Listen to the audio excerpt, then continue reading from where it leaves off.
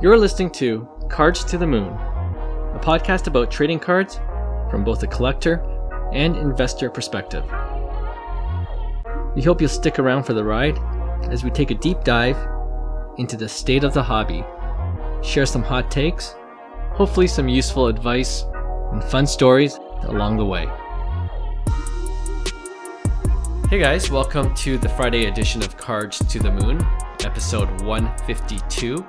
My name is Clark of 5 Card Guys, and I'm recording the intro solo today. But the episode won't just be me, as we'll be playing an interview that I had with Iowa Dave, who, if you have a podcast of your own, will know who he is already because he shouts out hobby content creators all the time on his Instagram page. He's also a longtime collector and now a hobby content creator himself, which we'll mention during the interview. But before we get into the interview, we usually thank all of our listeners and subscribers at the end of each episode, but I thought I'd take the opportunity in this episode to thank you guys up front. Hyung, John, and I started the Cards to the Moon podcast back in June of 2021 because we found ourselves talking about sports cards all the time. So we thought we might as well record our conversations and hope others will find some insight into our thought process when it comes to collecting and investing in cards. And here we are 2+ years later with new podcast episodes every week. And one of the main reasons why we continue to keep up with this podcast, well, two main reasons, is one, we still love sports cards, even in this bear market. And two, as cliche as it may sound, we know we have loyal listeners, and each week our subscriber and follower count continues to go up. So we appreciate you guys. Thank you for your encouragement. And we'd love to hear from you too, whether it's emailing us or DMing us on Instagram at Cards to the Moon, as some of you already do. We also appreciate the positive comments and reviews you leave on whatever podcast platform you listen to, as that helps our podcast reach even more potential listeners. So thank you once again. And this shout out to all you guys fits perfectly with our next guest, who has been one of our early podcast listeners and has always shown us love. It was a blast catching up with Iowa Dave and to hear his thoughts on the national and the hobby at large. Hope you guys enjoy the interview, and here it is. All right, today we have another special guest on the pod. If you're a regular Sports Card podcast listener, there's a good chance that you heard about the podcast through Dave Schwartz giving out regular shout-outs on his Instagram page. Most probably know him by his social media handle, Iowa_Dave.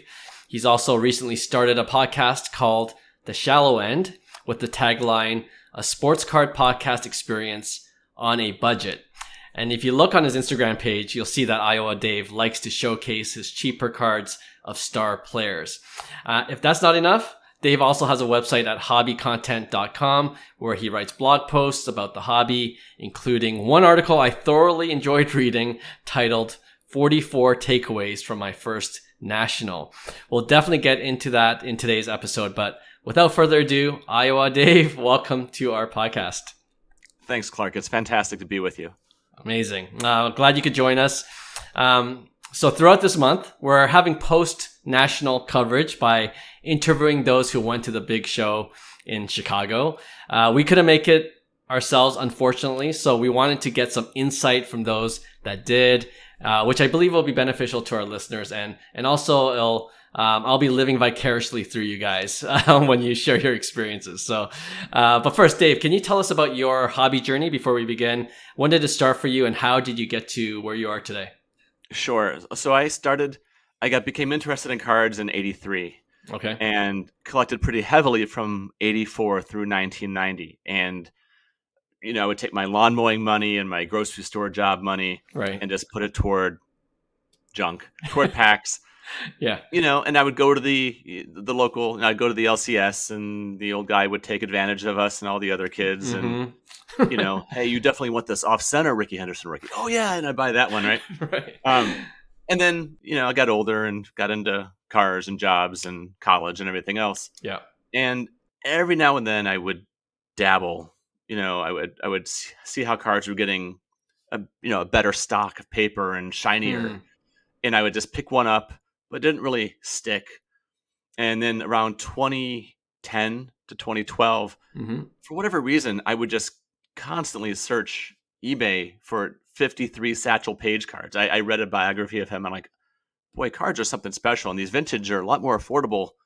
Not that I have a job and a career than they used to be, right? Right, right. My kids were young, and I didn't really get back into it. And then, just like everybody else, COVID hits. Yeah. And one weekend, my family and I drove back to St. Louis, which is where I'm from, St. Louis, Missouri. Mm-hmm. And my dad lives there, and he just, like a trooper, never touched my cards. They were in the full right side of my childhood closet, Oh, always wow. there, Yeah. in the exact same orders, just whenever I left for college, years earlier. Nice. Yeah, and bravo, young me, I had put about 20, 25 cards into top loaders and protected them, and the other 30,000 were just in boxes. Right. And so I hauled them all back here, got some graded, Mm-hmm. with the full intent of just selling and nothing but selling. And I just, by pure dumb luck, happened to get in right before the COVID glut happened. And Yep. so I got them back in a reasonable amount of time. Recycled about 20,000 cards that nobody would, I don't want to send them off to ComC and get a fifth of a Right. penny. It Right. wasn't even worth it. But I sold them all off, and they were like a Wow. PSA 7 Griffey, 89 Upper Deck, which I pulled, by the way. I was very proud of Amazing. that. Nice. Nice. But I sold them all except Mhm. for one. And the one that I kept was a 91 Jordan Upper Deck baseball card. It was, Yep, before I he know actually retired. Right. And I got a 10 on it. Wow. And so I thought, what if I just kept this one, but I kept the money from it, Mhm. which I did. And, talked to my wife and said, what if I just play around a little bit? And she's like, sure, whatever. She Right. didn't care. And it all just started from there. And so I sold that one card. And at the time, it was Michael Jordan. It was the pandemic. Things were booming. It got a Mhm. PSA 10. So it was several $100s. And then from there, I just started to collect again. And my first card, I remember that first card of the modern era that I bought was an Anthony Edwards Prism Base Raw Rookie. Okay. I think I paid $17 for it. I thought, I think my hands were shaking before I hit go. Right. And it all just sort of went from there. Yeah. Nice. Nice. I'm amazed that your childhood cards were in pretty good shape. It's usually the story's similar up until that point, and then they're like, oh, it's all over the place. It's There was some real trash in there, right? Okay, But it was okay. there's about 15 to 20 that I had top loaders even back then. Yeah, sure. It was, like an 83 Gwyn, an 83 Boggs, Wade Boggs, those sorts of things. Nice. I've always dabbled a little bit, maybe with some basketball and maybe with some football. Yeah. But I've always just been a baseball card collector at heart. Awesome. Yeah. It doesn't surprise me that we were talking really briefly off air that you were one of our first listeners when we started this podcast about 2-3 years ago, and it seems we attract a lot of baseball card collectors because we do talk a lot of baseball cards on our show. So we appreciate all those the diehard baseball card collectors out there.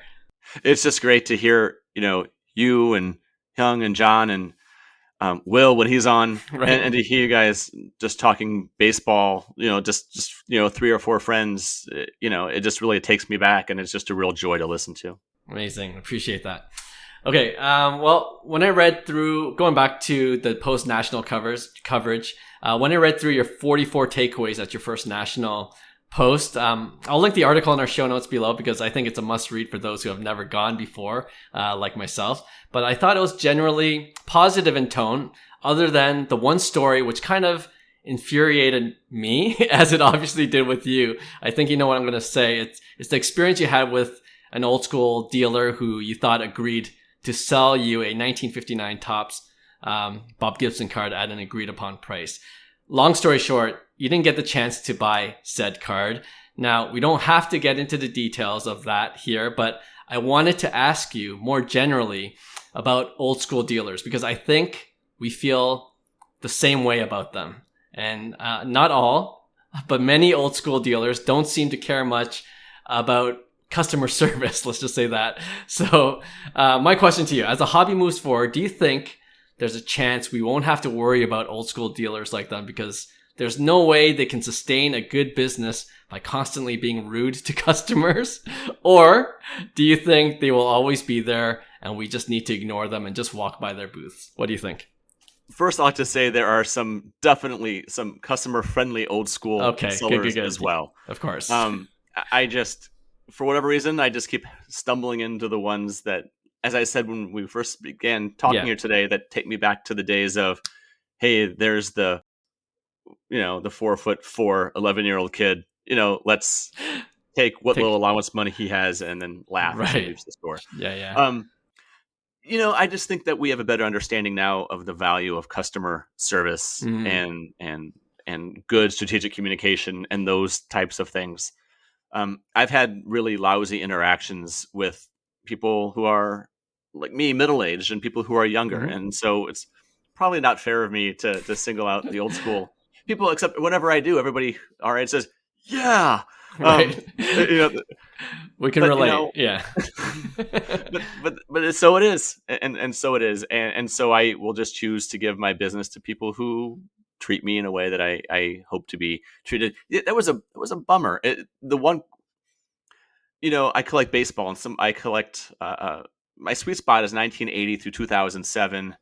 The only active player I collect is Shohei, and I'd like to dabble in vintage a little bit. And the one card that I really, really want, other than a 48 Jackie Robinson, is 59 Topps Bob Gibson, and that's because he was my mom's favorite player, and she is the one who really got me into sports, and she would just tell these fantastic stories of how he would, stare people down, throw high and inside. I just did not care. Yeah. So I really wanted to get that card to sort of, connect to her and all those sorts of things, and thought I had a price. We connected over eBay, and I got there, and then he's telling me that, it's already sold after we agreed on a price. And then I got home and it's still on eBay. Still listed. And, wow. And I messaged him and said, is this available? And then I get this really snarky response back. Well, it's on eBay, so it's available.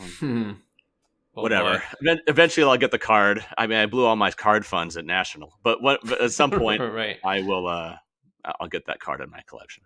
Okay. Well, I want to get the negative stuff out of the way. But onto something more positive.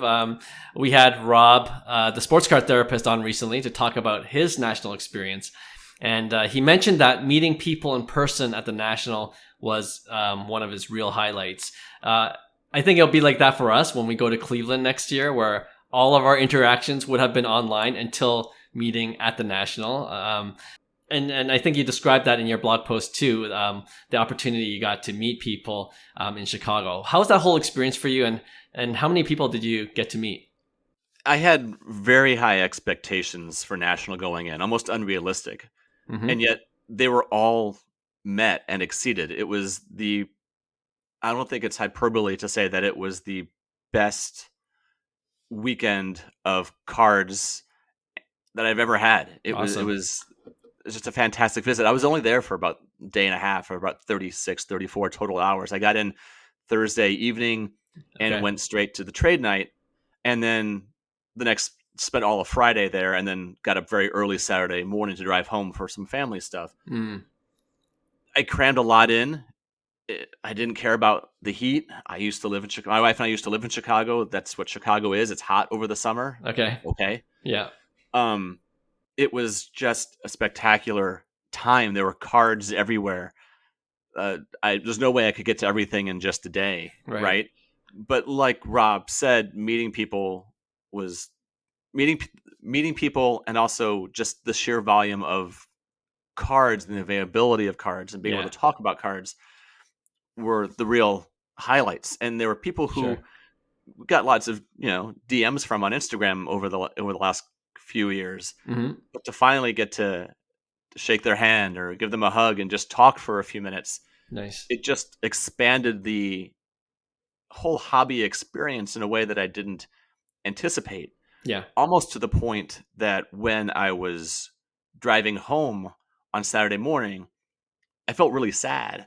I felt invigorated as well, and you have sort of new ideas and directions for how you want to take your own collecting, but just along the lines of, I wish I had another day here just to Yeah. meet others who I had hoped to see, but just in the short time frame, it just wasn't possible. Right. And I think that's what I'll take away most are just, these are real people on the other side who care about the same things you care about, and they Yeah. also have jobs and responsibilities and families and mortgages and whatever else. But for all of them, myself included, Mm. this hobby is an escape. It is more than escape. It's fun. Yeah, for Um, sure. it's just a way to kind of put real life in a compartment for a few minutes every day or every other day, however much you choose to look at your cards. Yep. And for me, that was the greatest, by Yeah. far, the best takeaway of what National was. Yeah. No, it looked like a lot of fun. It's one of those things when we're watching on our Instagram feeds or social media feeds. We've gotten to know a lot of them through either the podcast or, like you're saying, through DM messages and just commenting on their collections, and then when you get to see all those friends in one spot, and we're here in Toronto, like, oh, we should have gone. We definitely felt major FOMO during those 4 days where everyone was gathered at the National. I think you're also planning to go to Cleveland. Is there anything you would have done differently in terms of preparation for even the National next year? Not in terms of preparation, because I was way over prepared. Okay. I brought with me hard copies printed out of spreadsheets of cards that I was looking for. Okay, nice. Cards that I was bringing on my own to sell. I priced on my cards. I went to Staples and bought little stickers to put on my cards. Excellent. Well, on the holders, not on the cards, right? Right. About prices, and then I had spreadsheets of comps and the comps before that, and then what it would be with the 13% eBay thing taken off. Yeah. I was really, really prepared. So everyone who gave advice about pricing your cards and, don't be that collector who, when you go to sell your card and the dealer says, well, what do you want for it? Say, what do you think? Right. Or don't say, hold on, and you pull out your phone. I could just answer, right? Yeah. I could boom, boom, boom. And they really appreciated that. Not that I was one of the big wheelers and dealers, but they still, nevertheless, I think, appreciated that I was prepared and appreciated that their time was short, and they could kind of help that. But the one thing I would do was I'd just give myself more time there to walk the floor. The people who were there from Wednesday to Sunday, I don't think I could do that. That would be too much. I would just kind of blow a fuse, and I would need to take a day away or something and just go see a movie or something along those lines. Mm-hmm. But I got there Thursday evening for trade night. I think ideally for my first time, I would have just left first thing Thursday morning and had 2 full days on the floor there. I think that would have been better. Yeah. I couldn't, because I had to take my kid and her friends for like a birthday party. Right. But I think just a little more time to look around and see all the areas. So I think just more time is all I would want. Not all the time, but just 2.5 days, I think, is perfect for me. Yeah. Just listening to some people that did the Wednesday to Sunday, they seemed pretty exhausted afterwards. But I think we're on the same wavelength in terms of how long we would stay there. I think 2 days is a sweet spot. Yeah. So that's good to know. Because I hear the sheer volume or the sheer size of the venue is just. Can you describe how big it actually is? Yes, and I think it's important to know that this was also the biggest venue. Right. It was the most space they had. It was like 4 airline hangars. It was so big. I came down and I described this in my last episode, so I'm sorry if this is repetitive for some people, but I came down the escalator. I had a general admission get in at 10 a.m. ticket, and I came down the escalator thinking that I was ready. And when I first got down and turned the corner and looked up and saw the sheer expanse of everything, yeah, right. It was like, people say overwhelming. I don't think that's quite right. It was discombobulating. It was. I almost got dizzy in the head for 5 to 7 seconds. It wasn't that long, but it was like, whoa, everything's almost like spun. Yeah. And there's like, okay. And then I just started wandering for a few minutes, and I kind of gathered like, oh yeah, I want to hit some booths, and I had that mapped out. Because I also had the map all mapped out too. Yeah. But it was as big, and it just hits you when you first walk in, just the sheer magnitude of what's there. but then I start walking, and within 20 seconds of walking, Mama Breaks walks right by me, right? Right. And then like, oh, I know her, and she was with a friend, Yeah. and then other people you start to recognize are there, and then all the big auction houses and all the big Yeah. Yeah. consigners have their booths set up. I'm like, I know them, I know them, I know them. Yeah. They don't know Yeah. me. Um, Not yet. not yet, not Yeah. yet. Um, and and then you walk in, and there's all the old vintage people, and then I Right. forget that, so I turn around and leave there, right? And Right. but then I didn't have as hard of a time figuring my way around before I got in there, just because I had looked at the map, and then Hmm. I thought they had it mapped out fairly well for the size. Up in the sky, or in the ceiling rather, the Yeah. rafters, there were section numbers that were hanging down, almost like retired numbers in an arena, right? Where Right. Right. it was like section 1800, 1900, whatever. And then once you got to those individual sections, it could be a little hard to know whether to go right or left, but you could at Mm. least get to the general area of where you wanted to go. Yeah.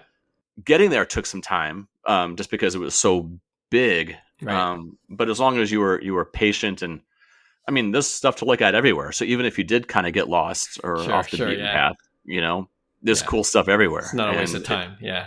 yeah, it's a good lost. Right, right. Well, that's good to know.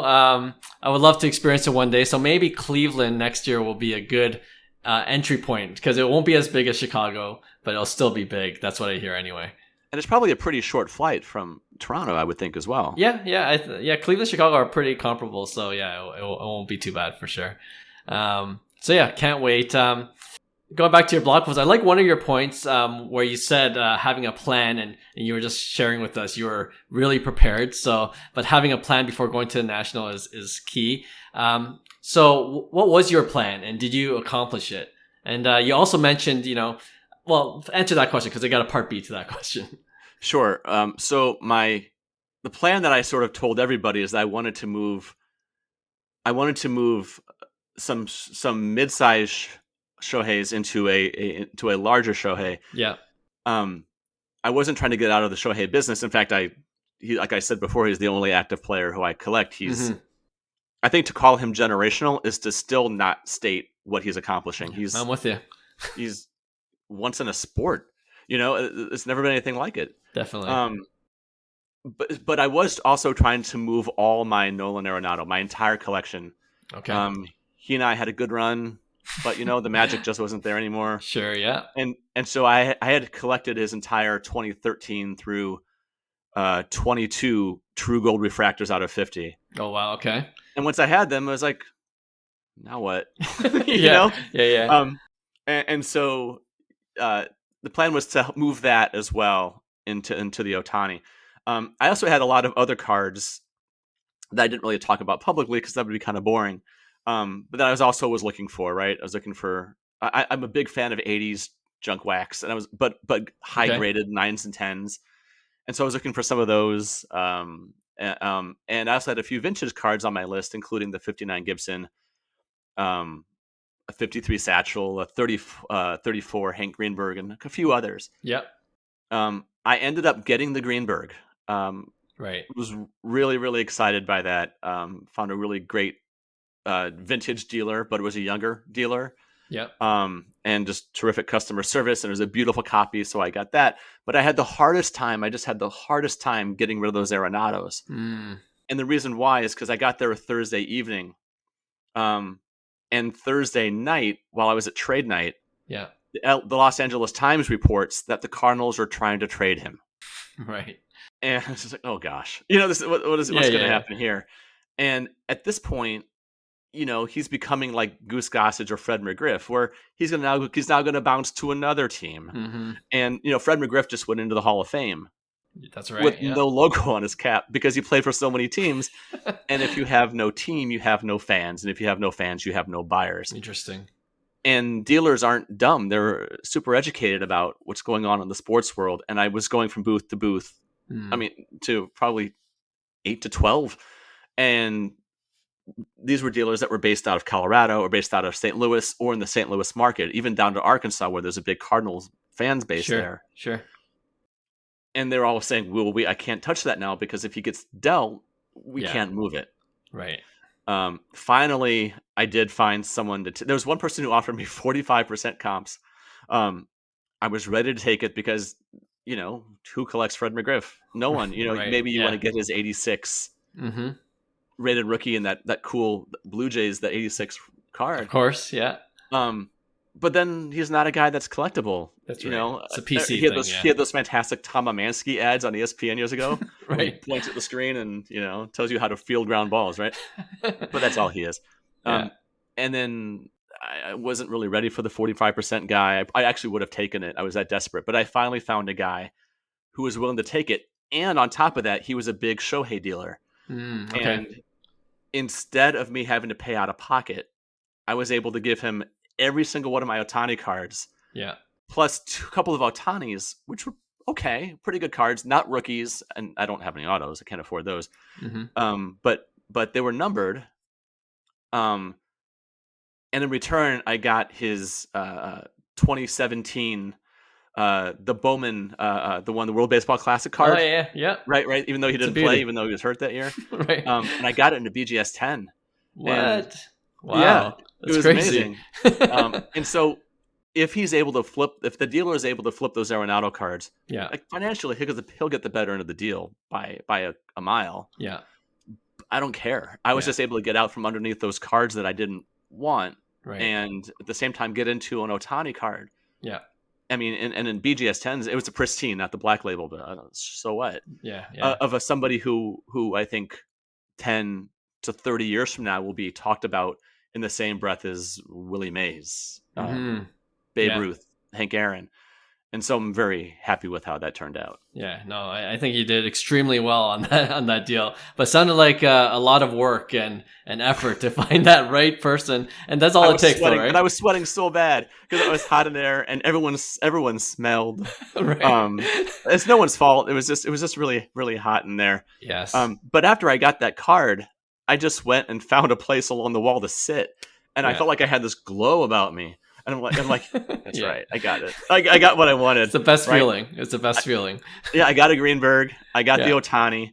I got a bunch of little things that I love, just some cool things here and there. Yeah. And I just sat back and dug it through my bag and ate a peanut butter and jelly sandwich and drank some water and just felt this calmness about me. Yes. And then that was basically it. And then from there, I went to the trade night that Rob Gerard and the rest of the Wolf Pack really organized. Mm-hmm. And that's where it was great to meet some people. And I traded for a card, and that was fun. But it was just a fantastic first national experience. Yeah, sounds great. I mean, well, you did mention when you were talking about that that experience of trading for the Shohei, and you picked up a few cards. In one of your posts, you made mention of making room for those kind of impulse buys. Did you kind of do that yourself? Like you kind of saw a card you didn't. Yeah, I can't help it. Specific? Even if I didn't plan on it, I was going to do it. It doesn't. Okay. If there's money in my pocket, it's going to be spent at the card show. Yeah. Right. About a week before the card show, I bought this. Topps just released this Topps Chrome tennis set. Mm-hmm. Right. And it's called the 2021 set, even though it just came out. I guess they had some delays. But, right. I like to buy, even though I'm mostly a baseball person, I also collect single cards of just athletes who I really want to remember over time. And so I bought from that 21 set, a week before National, it was a Martina Navratilova gold sapphire out of 50. And it wasn't that much. There's not a big market for tennis, right? And I really wanted to get one of either Serena or Venus Williams, but they're not in the set. They must not be under the Fanatics contract. I think one might be Upper Deck. But yeah, I just found a 2002 card of the two of them together. Okay. Just a paper card, PSA 10. I'm like, cool. I just grabbed that, and it was nice. I think somebody was asking 30 for it, and I said, how about 20? And they're like, sure. Great. Deal. There you go. But those are really fun. I found a 2002 Frank Thomas True Gold refractor in a discount box. Okay. For about $15, and it's mint. If I grade it, it probably will get a 7. Right. But you find a True Gold of a player like the Big Hurt, and you just That's kind of still go cool. for it. And there Yeah. are some other players. My favorite pickup, besides the big two, was a 1989 Topps Future Star Greg Jeffries PSA 10. Okay. It was great. And that was at the first official trade night when I first walked in. And Nice. one guy, he didn't have it out. He had it sort of in his box, but I could see what that was. I'm like, oh my gosh, how much do you want for that? Yeah. He gave a ridiculous number. It was so high. And For I Greg said, Jeffries? oh, Wow. Okay.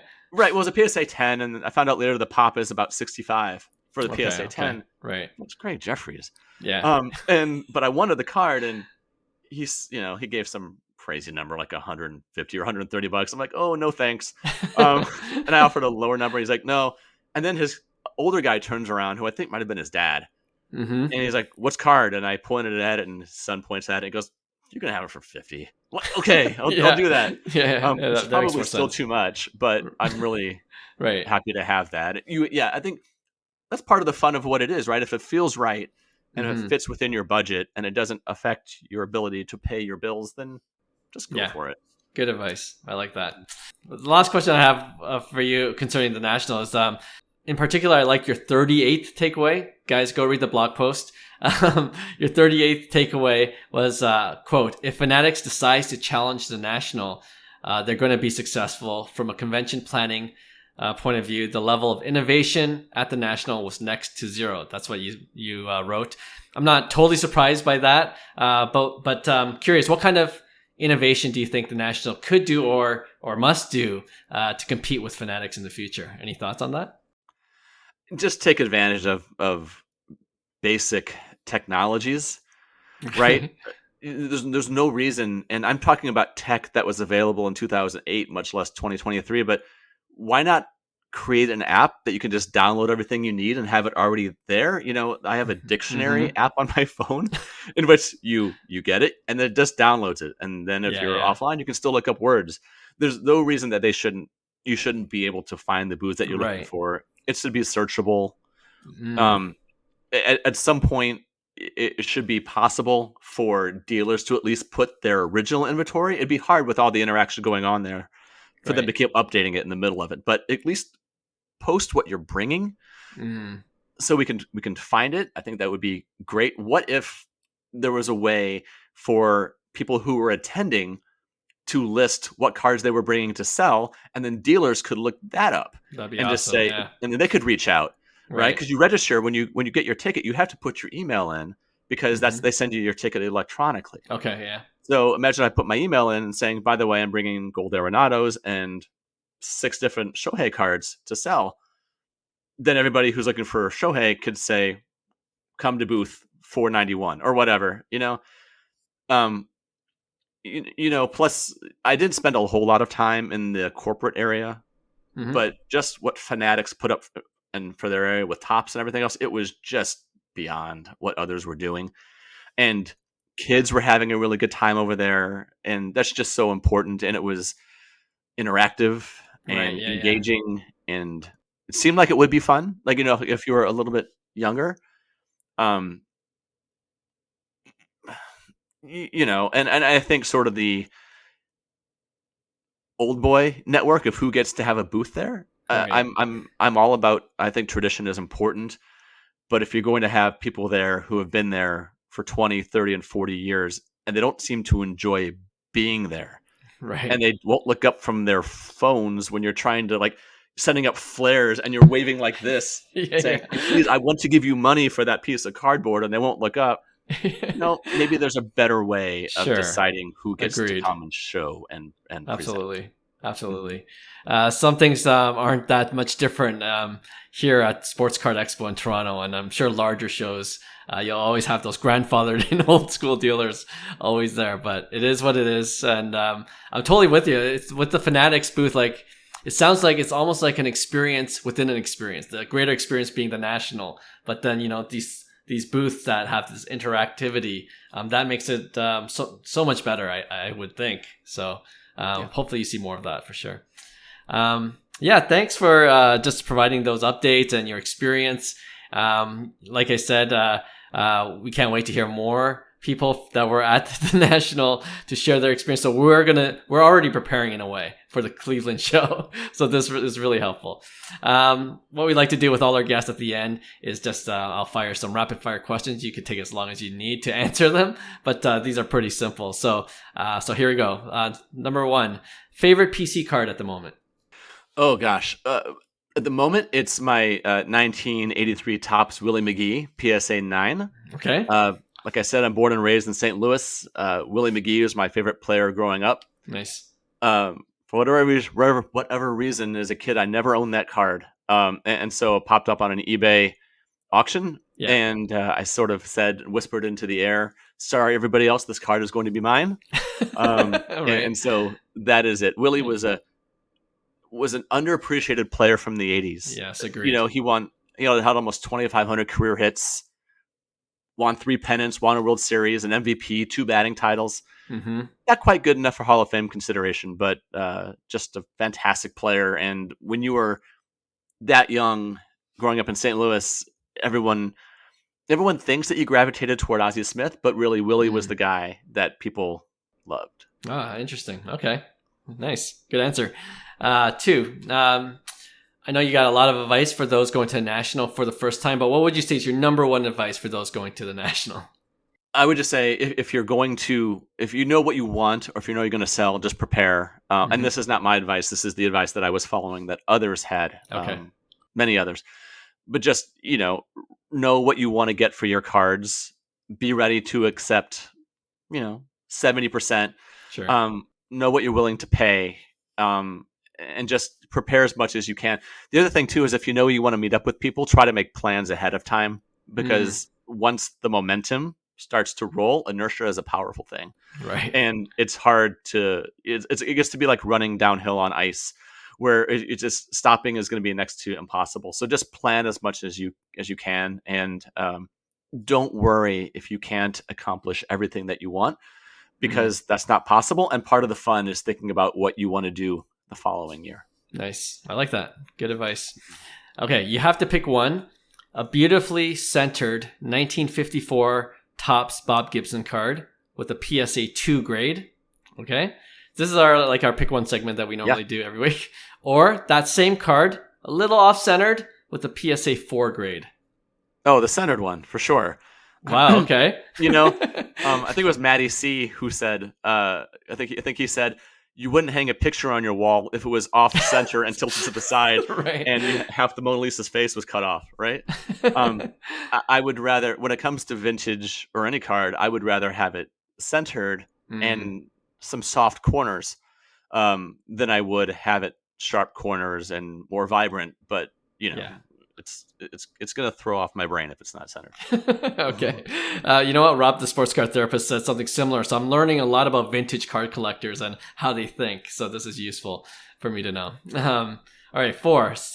Since you shout out podcasts regularly, are there any you want to shout out now that you just got into recently? Or do you have time for podcasts these days?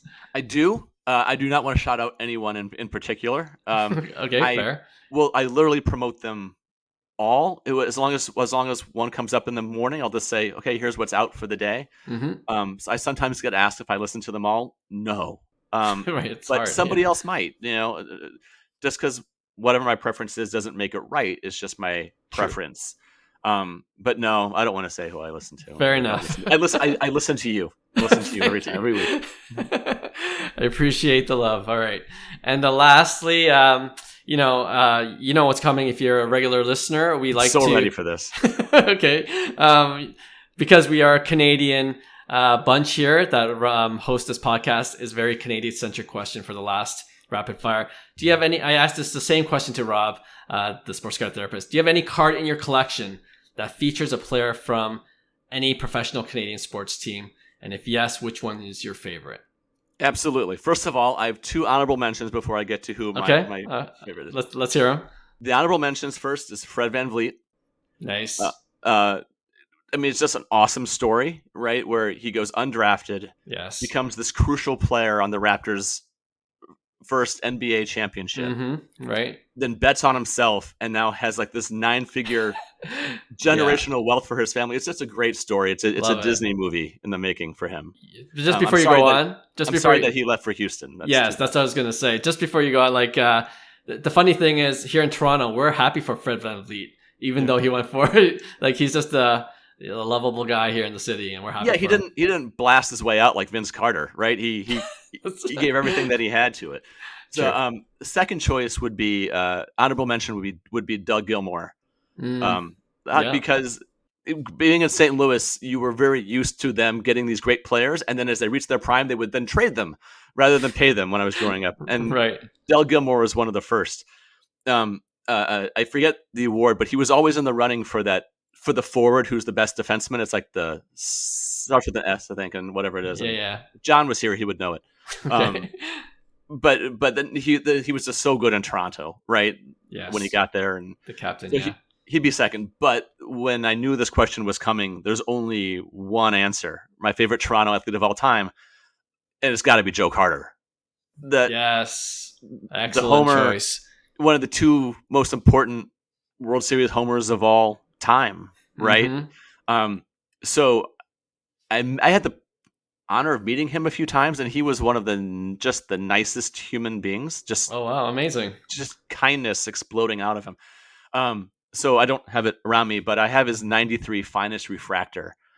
And I like it Cool. because he's in his Blue Jays uniform. It's the same year that he hit the home run against Philly Yeah. in the World Series. And it crushes me that he retired 4 homers shy of 400. Yeah. That's true. But he was spent. He was done at Yeah. the end, and it was time for him to go. But the answer that everybody should always give is Joe Carter. You know what? I think we're going to be good friends because Joe Carter is absolutely the correct answer.